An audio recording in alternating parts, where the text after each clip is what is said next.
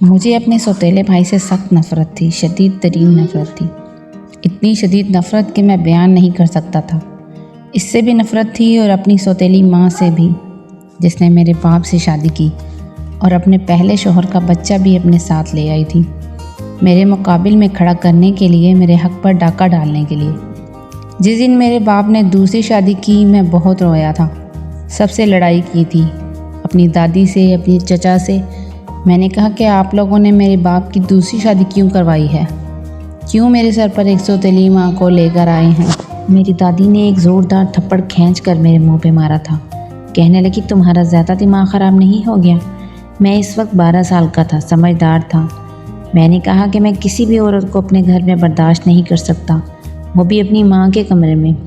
میری دادی کہنے لگی، تمہاری خاطر میں بیٹے کی زندگی برباد نہیں کر سکتی، اپنی زبان کو لگام دو اور فریدہ کے ساتھ اپنا رویہ بھی ٹھیک رکھنا۔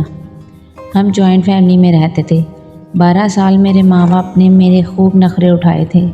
12 سال بعد میری ماں دوبارہ پریگننٹ ہوئی تھی، لیکن کچھ پیچیدگیوں کی وجہ سے وقت سے پہلے ڈیلیوری کرنی پڑی۔ لیکن اس چکر میں میری والدہ اور میری چھوٹی بہن، جو کہ ابھی پری میچور تھی، دونوں ہی مر چکے تھے۔ اب میں بہت بڑا تھا، لیکن چونکہ میں جوائنٹ فیملی میں رہتا تھا، اس لیے میری دادی، چچی سب نے مجھے ہاتھوں ہاتھ لیا تھا۔ چچی میرا بہت خیال رکھتی تھی، میری دادی بھی مجھ سے بہت پیار کرنے لگی تھی۔ پیار تو پہلے بھی کرتی تھی، سارے خاندان کا لاڈلا تھا میں۔ میرے چچا کی ایک ہی بیٹی تھی، لیکن بچپن سے ہی دبلی پتلی سانولی سی تھی، اس لیے میں نہ تو اس کے ساتھ کھیلتا تھا اور نہ ہی اسے اپنے کمرے میں آنے دیتا تھا۔ مجھے وہ بالکل بھی اچھی نہیں لگتی تھی، اس لیے وہ مجھ سے ڈرتی بھی تھی اور خاموش بھی سہمی سی ایک جگہ بیٹھی رہتی تھی۔ میں اسے ویسے ہی غصے سے گھورتا رہتا تھا۔ پھر خاندان کا پہلا اور اکلوتا پوتا تھا، اس لیے دادی بھی مجھے پہلے بہت سر پر چڑھا رکھا تھا۔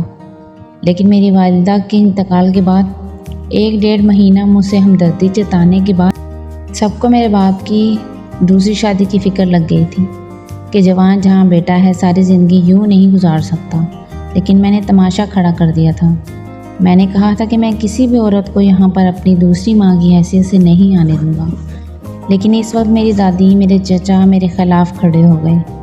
کہنے لگے، تم اتنی سی عمر میں فیصلہ کرنے والے کون ہوتے ہو؟ یہاں تک کہ میرے باپ نے بھی میرے منہ پہ تھپڑ مارا۔ سب کے اس طرح کے رویے دیکھ کر میں بہت ڈپریشن کا شکار ہو چکا تھا، لیکن کسی کو بھی میری پرواہ نہیں تھی۔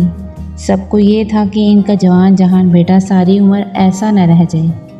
بہرحال 4 مہینے نہیں ہوئے تھے میری ماں کا انتقال کو کہ انہوں نے میرے والد کی دوسری شادی کر دی۔ نہ صرف دوسری شادی کی، بلکہ اس عورت کا بیٹا بھی اپنے گھر پر لے آئے، اور میں اسے برداشت ہی نہیں کر سکتا تھا۔ اور کیوں برداشت کرتا ہوں؟ سب کچھ میرا تھا۔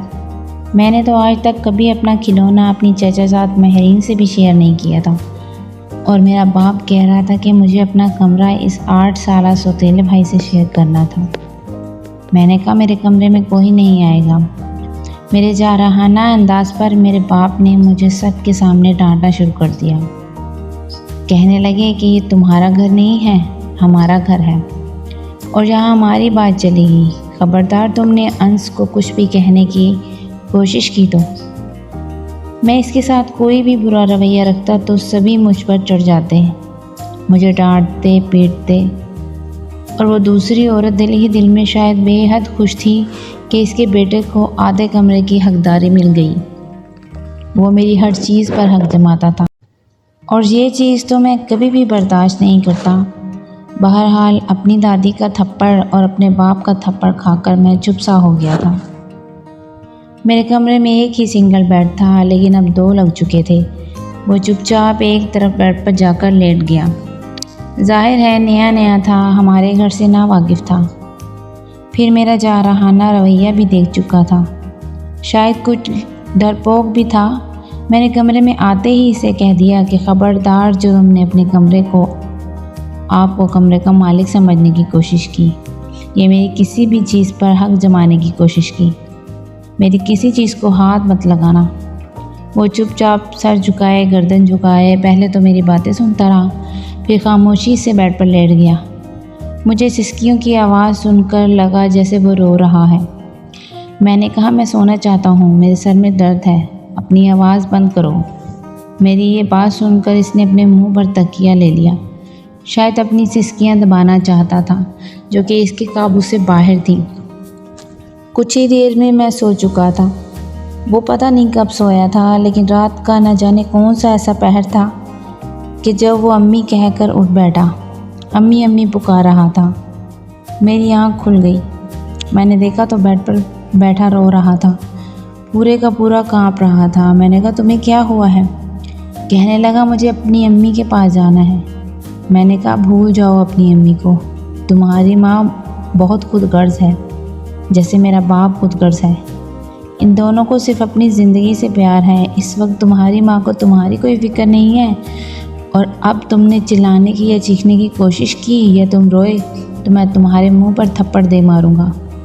یہ کہہ کر میں دوبارہ لیٹ گیا اور وہ بیچارہ تکیے میں منہ دبائے پھر سے رونے لگا تھا۔ شاید اسے اپنی ماں کے بغیر سونے کی عادت نہیں تھی۔ بہرحال جو بھی تھا، مجھے اسے کوئی خاص ہمدردی نہیں تھی، بلکہ نفرت تھی جو وقت کے ساتھ ساتھ بڑھنے لگی تھی، کیونکہ وہ پڑھنے میں بہت اچھا تھا، ہر سال A1 گریڈ لے کر آتا، سب کی بات بھی مانتا تھا۔ شاید اسے اچھا بننے کا شوق تھا، بالکل اپنی ماں کی طرح میسا کہیں کا، ہر وقت سب کی چمچہ گیری کرتا رہتا تھا۔ میری دادی کو دادی اماں جی کہتا تھا اور چچی کو جی چچی جی، یہاں تک کہ اس نے مہرین سے دوستی کر لی۔ اب جہاں بھی مہرین نظر آتی، انس بھی اس کے ساتھ کھیلتا ہوا نظر آتا تھا۔ مجھے نہ تو مہرین سے کوئی غرض تھا اور نہ ہی کسی اور سے، مسئلہ تو مجھے انس سے تھا، کیونکہ اب ہر کسی کی زبان پر اسی کا نام آنے لگا تھا، اور اس کی ماں کا کہ بہت اچھی عورت ہے، اس کا بیٹا بہت اچھی تربیت والا ہے، سب سے جی جناب کر کے بات کرتا ہے، اخلاق کا اچھا ہے۔ میرے بارے میں وہی ضدی ہٹ دھرم اکڑو۔ میں دن بہ دن بد اخلاق ہونے لگا تھا، کیونکہ مجھے بہت غصہ آنے لگا تھا۔ جب بھی وہ انس کمرے میں آتا تو میں اس پر بھڑکنے لگتا، خواہ خواہ اسے ڈانٹنا کہ تم نے میری چیزوں کو چھیڑا ہے، حالانکہ وہ جانتا تھا کہ میری کسی چیز کو نہیں چھیڑتا۔ اکثر جب مجھے غصے میں آتا، میں اپنے کمرے میں رکھے اپنے کھلونوں کو زمین پر پٹک کر توڑ دیتا۔ وہ مجھ سے ڈرتا بھی تھا اور سہم بھی جاتا تھا، لیکن وقت گزرنے کے ساتھ ساتھ اس کا ڈر ختم ہونے لگا۔ 2 سال نہیں گزرے تھے جب بابا نے اس کا ایک الگ کمرہ تیار کروا دیا، نئے فرنیچر، نئے کھلونے، ہر چیز نئی۔ یہ دیکھ کر مجھے بہت غصہ آیا تھا کہ میرے باپ کو اپنے سگے بیٹے سے پیار نہیں ہے، لیکن اپنی بیوی کے پہلے شوہر کے بچے سے پیار ہے۔ وہ تو انس کے ساتھ ایسا رویہ رکھتے جیسے وہ ان کا سگا بیٹا ہے، اور مجھ سے یہ بات برداشت نہیں ہوتی تھی۔ اب جب بھی میرے بابا یہ دیکھتے کہ چیخ رہا ہوں، چلا رہا ہوں، وہ الٹا مجھے ہی ڈانٹنے لگتے۔ کبھی ان سے نہیں پوچھا کہ اس نے کیا کیا۔ خیر وہ مجھے کچھ کہتا بھی نہیں تھا، لیکن میرے اندر کی جلن اور حسد کے ساتھ ساتھ بڑھنے لگی تھی۔ پھر جب اس نے میٹرک کیا تو اس کے بہت اچھے نمبر آئے، سب اس کی تعریفیں کرتے تھے، پر مجھے آگ لگ جاتی تھی۔ وہ کامیابیوں کی منازل چڑھنے لگا، لیکن میرا پڑھائی سے دل اٹھ گیا تھا۔ میں نے بامشکل ہی BCom کیا اور اپنے باپ کی فیکٹری میں کام کرنے لگا۔ وہ مجھے ہر وقت انس کی مثالیں دیتے تھے اور میرا جی چاہتا تھا کہ میں انس کو جان سے ہی مار ڈالوں، لیکن وہ مجھے ایسا کوئی موقع ہی نہیں دیتا تھا۔ اس کے دوست الگ تھے، ملنا جلنا الگ تھا، یا تو وہ پڑھتے ہوئے نظر آتا یا یہاں پر مہرین کے ساتھ باتیں کرتے ہوئے۔ جیسے ہی میں نے اپنے بابا کی فیکٹری میں جانا شروع کیا تو میں نے لڑکیوں سے دوستی شروع کر دی، کیونکہ گھر میں کوئی ایسا نہیں تھا کہ مجھ پر توجہ دیتا، اس لیے میں نے آوارہ لڑکوں سے اور لڑکیوں سے دوستی شروع کر دی۔ اپنے باپ کا پیسہ فیکٹری سے پیسے بھی نکال کے لاتا اور پھر اسی کو لڑکیوں اور اپنے دوستوں پر اڑاتا۔ گھر میں اب صرف انس ہوتا تھا۔ میں بچپن سے ہی ایسے ایک موقع کی تلاش میں تھا کہ جب میرے ہاتھ میں انس کی کوئی کمزوری لگے اور اس کمزوری کو میں استعمال کر کے اسے بری طرح سے شکست دے دوں۔ لیکن وہ تعلیمی میدان میں مجموعی طور پر ٹاپ کرتا تھا اور وہ اپنے اعلیٰ اخلاق دکھا کر گھر والوں کے دل بھی جیت چکا تھا۔ بہرحال اس نے بھی یونیورسٹی جوائن کرنے کے ساتھ ساتھ چھوٹی موٹی جاب شروع کر دی تھی۔ حالانکہ میرے باپ نے اسے بہت کہا کہ ان کی فیکٹری میں کام کرے، لیکن کہتا تھا کہ نہیں بابا، میں الگ سے کچھ کرنا چاہتا ہوں۔ ابھی بھی میرا باپ مجھے اسی کی مثالیں دیتا تھا، کہتا تھا کہ تمہارا فیکٹری میں کوئی دھیان نہیں ہوتا، تم بہت جلد فیکٹری سے نکل کے جاتے ہو، صبح بھی دیر سے آتے ہو، تمہیں یہ تک پتہ نہیں ہوتا کہ ورکر کام ٹھیک سے کر رہے ہیں کہ نہیں، پیسوں کی ہیرا پھیری ہونے لگی ہے، حساب ہی نہیں ملتا۔ ہیرا پھیری تو میں خود کرتا تھا، حساب ٹھیک سے کیسے مل سکتا تھا؟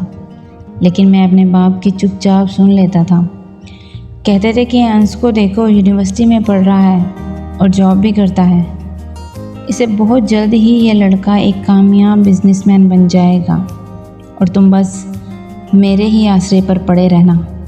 یہ سب سن کر میرا اچھا بننے کو جی بھی نہیں چاہتا تھا، اس لیے میں برا بن چکا تھا۔ میرے اندر انس کو لے کر جتنی نفرت اور حسد تھی میں بیان نہیں کر سکتا تھا۔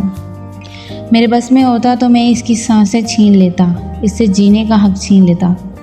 ایک بار میرا لیپ ٹاپ خراب ہو گیا اور مجھے لیپ ٹاپ پر ضروری کام کرنا تھا۔ میں نے انس سے کہا کہ مجھے ایک ضروری ڈیٹیلز دیکھنی ہے، کیا میں تمہارا لیپ ٹاپ یوز کر سکتا ہوں؟ وہ کہنے لگا جی ہاں کر لیں، اس وقت تو وہ مہرین کے ساتھ کہیں جا رہا ہے۔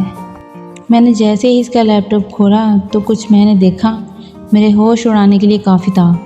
بہرحال اس کا لیپ ٹاپ میں نے بند کر دیا، لیکن اس کی ایک بہت بڑی کمزوری میرے ہاتھ لگ گئی تھی۔ میں خباثت سے مسکرایا، میرا دماغ شیطانی سوچوں میں کافی آگے بڑھ چکا تھا۔ میں سوچ چکا تھا کہ مجھے کیا کرنا ہے۔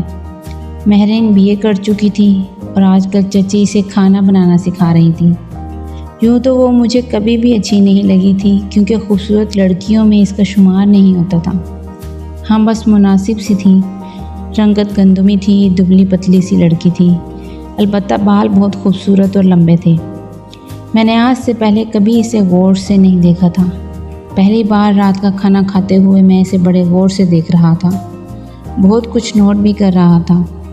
کھانے کے دوران انس مہرین کے برابر والے کرسی میں بیٹھا تھا، بہت خوش تھا کہ تم نے پاستا بہت مزے کا بنایا ہے، وہ بھی خوش تھی۔ پہلی بار میں نے مہرین کا چہرہ بڑے غور سے دیکھا تھا۔ کیا تھا اس میں؟ کچھ بھی تو نہیں، نہ گورا رنگ، نہ پرکشش نین نقش، اور اوپر سے جی بھر کر وہ لڑکی بیوقوف تھی۔ حالانکہ اس کے مقابلے میں انس ایک ہینڈسم لڑکا تھا۔ وہ دل ہی دل میں تمسخرانہ مسکراتا تھا کہ اس لڑکے کو مہرین میں نظر کیا آیا۔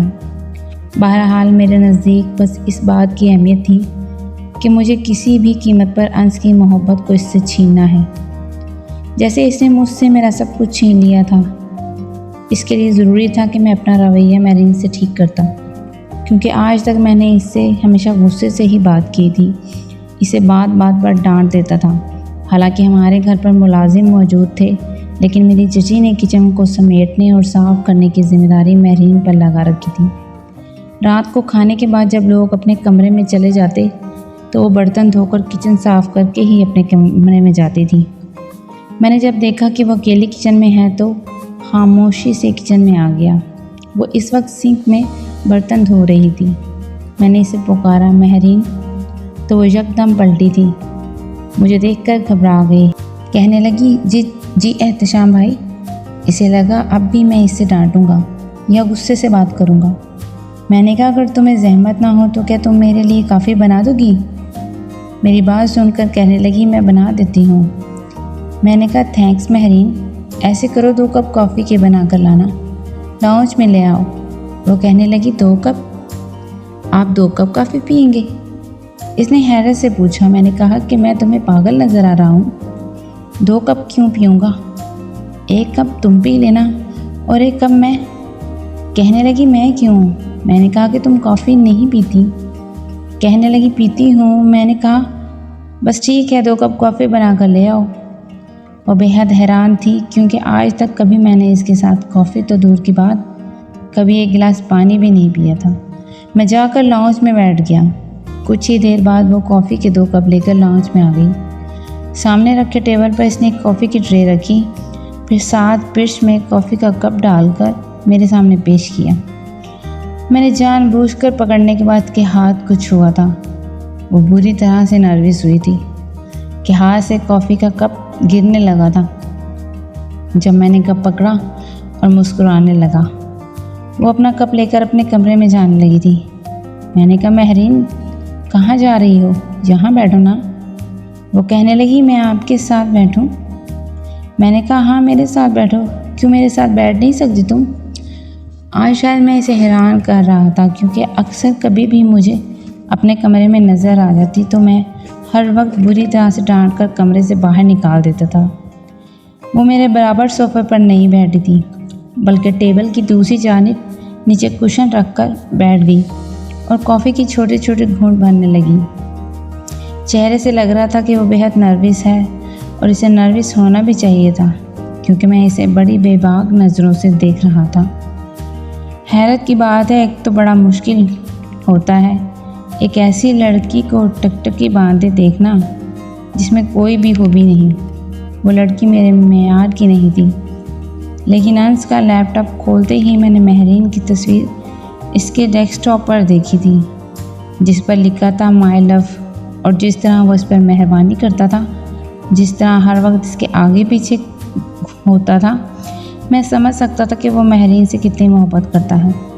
میں نے اسے کہا کہ چپ کیوں بیٹھی ہو، کوئی بات کرو۔ وہ کہنے لگی کیا بات کروں؟ میں نے کہا ان سے کیا باتیں کرتی ہو، ایسی باتیں مجھ سے بھی کر لو۔ وہ میری بات سن کر کہنے لگی میری اس سے بچپن سے دوستی ہے، لیکن آپ، یہ کہہ کر وہ چپ ہو گئی۔ میں نے کہا تم مجھ سے بھی دوستی کر لو، میں تو تمہارا سگا کزن ہوں اور وہ تمہارا کچھ لگتا تھوڑی ہے۔ میں نے کہا کہ آج تم نے پاستا اور مزے کا بنایا تھا۔ یہ سن کر اس کے چہرے پر مسکراہٹ پھیل گئی۔ کہنے لگی یہ آپ کو بھی اچھا لگا تھا۔ میں نے کہا اچھا تھا، کیوں بنایا تھا؟ رات کے کھانے میں پاستا تو نہیں ہوتا۔ وہ کہنے لگی انس کو بہت پسند ہے، اسی نے کہا تھا۔ میں نے کہا کہ انس کی پسند کا تمہیں بہت خیال ہے، کبھی میری پسند کا بھی خیال رکھ لیا کرو۔ وہ کہنے لگی آپ بتا دیں آپ کو کیا پسند ہے، میں وہ بھی بنا دیا کروں گی۔ میں نے کہا مجھے بریانی بہت پسند ہے اور شامی کباب، ایسا کرنا چکن کڑھائی بنا لینا اور میٹھے میں کھیر۔ میں نے اسے اچھی خاصی چیزیں بتا دی تھیں۔ وہ کہنے لگی ٹھیک ہے میں کل بنا دوں گی۔ میں نے کہا کہ مجھے تم بھی بہت اچھی لگتی ہو، معصوم سی، بھولی بھالی سی، اور ہر بات چپ چاپ مان لیتی ہو۔ میری تعریف پر وہ شرما کر اٹھ کے کچن میں رکھنے چلی گئی۔ میں بھی اپنے کمرے میں آ چکا تھا۔ میں جانتا تھا کہ انس نے ابھی تک مہرین سے اظہار محبت نہیں کیا کیونکہ اسے سب کی نظر میں اچھا، نیک اور شریف بننے کا شوق تھا۔ یقیناً وہ اس انتظار میں ہوگا کہ جب تک اسٹیبلش نہ ہو جائے تب تک مہرین کا رشتہ نہیں مانگے گا۔ اب میں اکثر اپنے سارے کام مہرین سے کہنے لگا تھا اور وہ خوشی خوشی کر دیتی تھی۔ ایک بار میں نے اس کے لیے خوبصورت سا گفٹ لے کر آخر اسے اپنی محبت کی جھوٹی چال میں پھنسانا بھی تو تھا نا۔ اسے یہ احساس دلانا تھا کہ مجھے اس سے محبت ہو گئی ہے۔ رات کو جب وہ کچن میں کام کر رہی تھی تو میں نے اسے کہا کہ رات کو کافی بنا کر میرے کمرے میں آ جانا، تمہارے لیے میں گفٹ لے کر آیا ہوں۔ یہ سن کر وہ حیران رہ گئی، میرے لیے گفٹ؟ ہاں تمہارے لیے، جلدی سے کافی بنا کر میرے کمرے میں آ جاؤ۔ اس پر اپنا حکم صادر کر کے واپس آ چکا تھا۔ کچھ دیر ہی میں وہ کمرے میں آئی۔ اس کے چہرے پر ایک عجیب سی سرشاری سی تھی، خوش تھی، مسکرا بھی رہی تھی۔ اس نے کافی سائڈ ٹیبل پر رکھ دی۔ میں نے سائڈ ٹیبل کے دراز سے ایک خوبصورت سا باکس نکالا اور اسے کھول کر گھڑی اپنے ہاتھ میں پکڑ لی۔ مہرین کی آنکھوں میں ایک عجیب سی چمک تھی۔ میں نے اس کی جانب اپنا ہاتھ بڑھایا تو وہ گھبرا کر پیچھے اپنے دونوں ہاتھ اپنی گود میں رکھ لیے۔ میں نے کہا کیا ہوا؟ کہنے لگی میں خود پہن لوں گی۔ میں نے کہا کہ نہیں، میں اپنے ہاتھوں سے تمہیں پہناؤں گا، مجھے تم سے بہت ضروری بات بھی کرنی ہے نا۔ کہنے لگی ضروری بات؟ کون سی ضروری بات؟ میں نے کہا اپنا ہاتھ تو ادھر دو۔ یہ کہہ کر میں نے اس کا ہاتھ پکڑا اور گھڑی اس کے ہاتھ میں پہنا دی۔ گھڑی پہنانے کے بعد بھی میں نے اس کا ہاتھ نہیں چھوڑا تھا۔ میں نے کہا آئی لو یو۔ یہ سن کر وہ مجھے حیرت سے دیکھ رہی تھی، پھر اپنا ہاتھ میرے ہاتھ سے چھڑوانے لگی، لیکن میں اپنی گرفت مضبوط کر چکا تھا۔ میں نے کہا بہت محبت کرنے لگا ہوں، تم مجھے بہت اچھی لگتی ہو۔ اس سے پہلے کہ میں چچا سے تمہیں مانگ لوں، میں جاننا چاہتا ہوں کیا تم بھی مجھ سے محبت کرتی ہو؟ دیکھو انکار مت کرنا، تمہارا انکار مجھے موت کے گھاٹ اتار دے گا۔ میں نے جذباتی جملے بولنا شروع کر دیے۔ کہنے لگی میرا ہاتھ چھوڑو۔ میں نے کہا کہ پہلے مجھے جواب دو، انکار تو نہیں کرو گی؟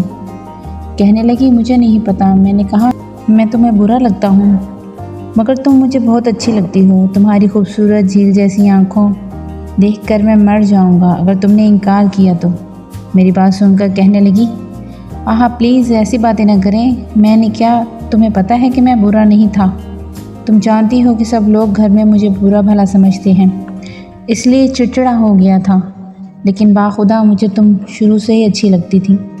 ظاہر ہے میری کزن ہو، مجھے اچھی لگو گی نا، بس دوسروں کا غصہ میں تم پر نکال دیتا تھا، لیکن آئی ایم سوری، میں آئندہ کبھی نہیں تمہیں ڈانٹوں گا۔ میں نے کہا مجھے بتاؤ، مجھے مانگ لو تمہیں، میں تمہیں مانگ لوں چچا، مجھے مایوس تو نہیں کرو گی؟ اس نے بلش ہوتے ہوئے پھر اپنا ہاتھ میرے ہاتھ سے چھڑوا کر کمرے سے باہر چلی گئی۔ میرے چہرے پر خباثت بھری مسکراہٹ چھائی ہوئی تھی، میرا کام ہو چکا تھا۔ اگلے روز رات کے وقت میں نے اپنے والد کے کمرے کے دروازے پر دستک دی تھی۔ دروازہ میری سوتیلی ماں نے ہی کھولا۔ میں نے اس عورت سے کبھی بھی عزت نہیں کی تھی، نہ ہی عزت سے بات کی تھی، ہمیشہ اس سے بدتمیزی سے بات کرتا آیا تھا۔ ابھی بھی میں نے کہا کہ بابا کہاں ہیں، مجھے ان سے بات کرنی ہے۔ وہ دروازے سے پیچھے ہٹ گئی۔ میرے والد اسی وقت کتاب کا مطالعہ کر رہے تھے۔ مجھے دیکھ کر انہوں نے کتاب بند کر کے رکھ دی۔ کہنے لگے، ہاں کہو کیا کام ہے؟ میں نے کہا مجھے آپ سے بہت ضروری بات کرنی ہے، کیا آپ باہر آ سکتے ہیں؟ میں آپ سے اکیلے میں بات کرنا چاہتا ہوں۔ یہ سن کر ان کے ماتھے پر بل پڑے تھے۔ کہنے لگے، تم فریدہ کے سامنے بھی بات کر سکتے ہو۔ میں نے کہا ٹھیک ہے، مجھے کوئی اعتراض نہیں۔ میں کمرے کے اندر آ گیا۔ کہنے لگے، ہاں بولو کیا کام ہے؟ میں نے کہا بابا مجھے مہرین بہت پسند ہے، آپ مہرین کے لیے میرا رشتہ چچا سے مانگ لیں۔ یہ بات سن کر میری سوتیلی ماں کو جھٹکا لگا تھا۔ بڑی حیرت سے بڑی بڑی آنکھوں سے مجھے دیکھ رہی تھی۔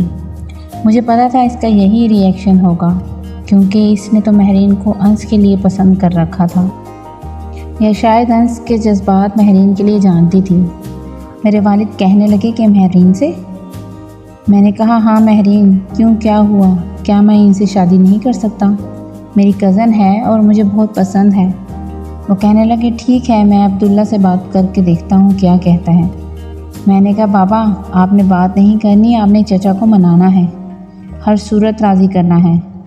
میں مہرین سے بہت محبت کرتا ہوں، اس کے بغیر نہیں رہ سکتا۔ پھر میں نے اپنے باپ کا ہاتھ پکڑ لیا۔ میں نے کہا بابا میں نے آپ کی ہر بات مانی ہے، جو آپ نے کہا میں نے وہ سب کچھ کیا ہے اور کرنے کی کوشش بھی کرتا ہوں۔ ٹھیک ہے، میں جانتا ہوں کہ میں جتنا جینیس نہیں ہوں، لیکن پھر بھی آپ کی پوری فیکٹری کو میں نے ہی سنبھال رکھا ہے، پلیز پلیز مجھ سے بھی محبت کی جودا مت کیجیے گا۔ وہی جذباتی جملے میں نے اپنے باپ سے بھی بولے۔ میری آنکھوں میں آنسو بھی آ گئے، اور ایسی ڈرامے بازی کی مجھے عادت تھی۔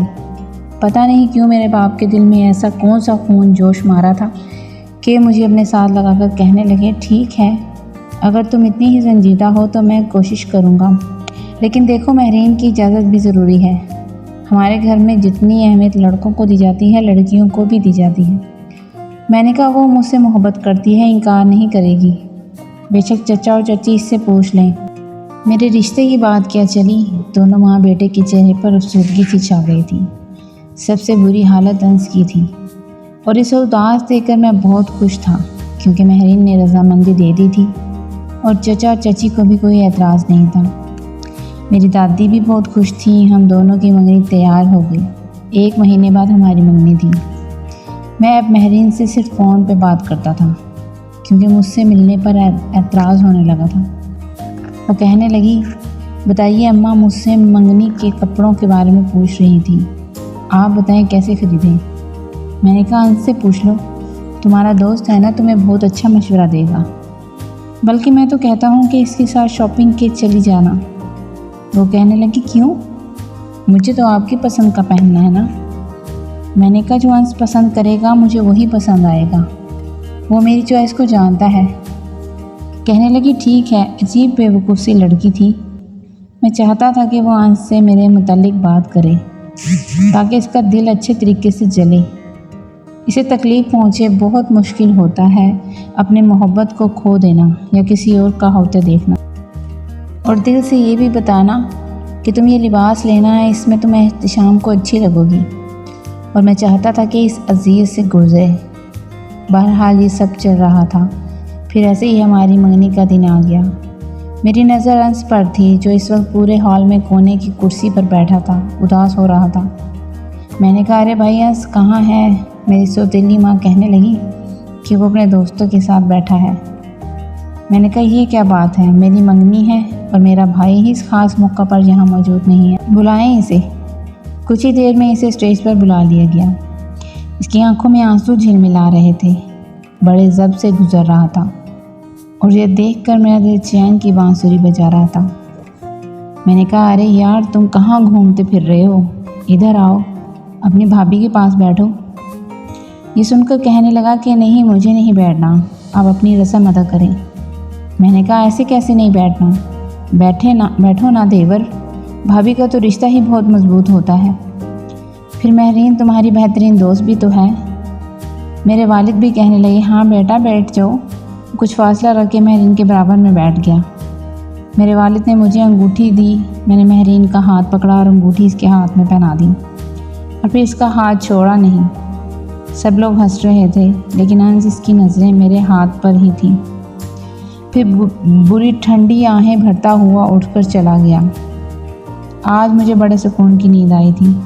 کافی عرصے بعد میں نے آج اس عورت کو اور اس کے بیٹے کو بڑی اذیت سے گزارا تھا، جس کے آنے کے بعد میری زندگی اذیت میں پڑ گئی تھی۔ منگنی تو میں نے کر لی تھی لیکن بڑا مسئلہ یہ تھا کہ مجھے مہرین سے محبت بالکل بھی نہیں تھی۔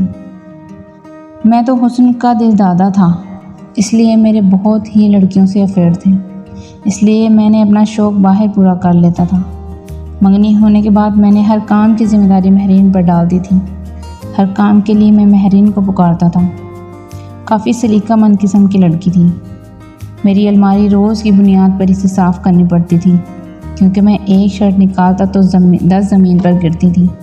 اب مجھے کوئی پرواہ نہیں ہوتی تھی، مجھے جو پسند آتا میں اس سے فرمائش کرتا اور کہتا کہ یہ دیکھو مجھے کھانا پسند ہے، یہاں سے مجھے معمولی چیز پسند نہیں آتی، میرا سٹینڈرڈ بہت ہائی ہے۔ وہ بیچاری میرے مطابق اپنے آپ کو ڈھالنے کی کوشش میں لگی رہتی تھی۔ ایک بار میں نے اپنی ایک گرل فرینڈ کے ساتھ ریسٹورنٹ میں چائے پی رہا تھا جب میری نظر ریسٹورنٹ میں آنے والے لڑکا لڑکی پہ پڑی۔ وہ انس تھا اور اس کے ساتھ کھڑی لڑکی بے حد حسین تھی۔ ان دونوں کی نظر مجھ پر نہیں پڑی تھی۔ میں نے فوراً سے چائے ختم کی اور اب میں نے گرل فرینڈ سے کہا کہ مجھے ضروری کام ہے، میں نہیں چاہتا تھا کہ مجھے اس لڑکی کے ساتھ دیکھے۔ وہ لڑکی کہنے لگی ٹھیک ہے میں بھی جانا چاہتی ہوں۔ وہ جا چکی تھی لیکن میں نے اپنا چہرہ سائڈ پہ کیا، ان دونوں کو یہ دیکھ رہا تھا۔ دونوں ایک ٹیبل پر بیٹھ کر باتیں کر رہے تھے، ساتھ میں چائے بھی آرڈر کی تھی۔ میں اس لڑکی کو دیکھ کر اپنی آنکھیں جھپکنا بھول گیا تھا، وہ بے حد حسین تھی۔ پہلی بار اسے دیکھ کے میں اپنے ہوش کھو بیٹھا تھا، اندر ہی اندر مجھے پچھتاوا سا ہونے لگا تھا۔ ایسا لگ رہا تھا کہ میں نے جلد بازی میں مہرین سے منگنی کر لی۔ انس تو بڑے فائدے میں رہ گیا۔ میں ایک دل پھینک قسم کا نوجوان تھا اور اس لڑکی پہ اپنا دل ہار چکا تھا، اور پھر انس کو میں کبھی بھی خوش نہیں دیکھ سکتا تھا۔ سب سے بڑی مجبوری تھی، اس لیے میں نے